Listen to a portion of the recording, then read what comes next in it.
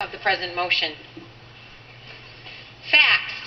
We've been regaled with facts, both inside and outside this chamber. For me, the facts clearly support this measure before us today. But for me, this decision always comes down to people. People.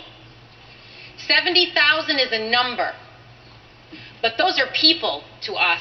People who are waiting for access to the same health care that those of us in this room enjoy. These are people who have fears about losing everything that they have in the face of a catastrophic illness.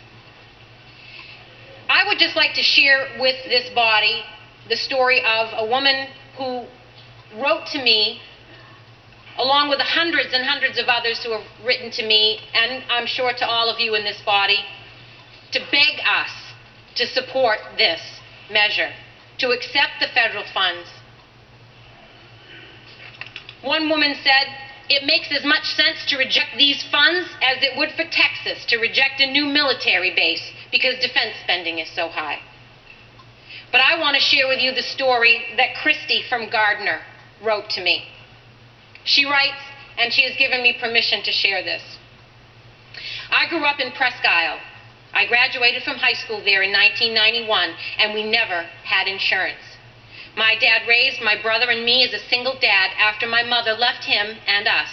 He worked construction as hard as he could, but he never could afford insurance, and I know he had a hard time ensuring we had enough to eat and had clothes and activities so that the other kids wouldn't notice us getting poorer and poorer.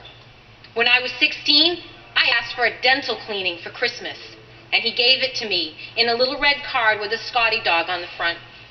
When I was in college, they foreclosed on our house.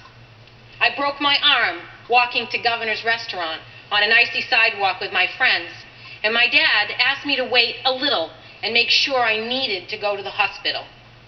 I knew he didn't know where to go and had no money to pay the hospital. When I went after watching TV for a few hours, sure enough, it was broken. I said nothing to my dad when the bill came. So I graduated college with a heap of student loans and a big blotch on my credit, a medical bill to EMMC, which I paid off $25 at a time until it was gone. Sure, if this happened today, my brother and I probably would have been eligible for MaineCare. But that's not enough. My dad wouldn't have been.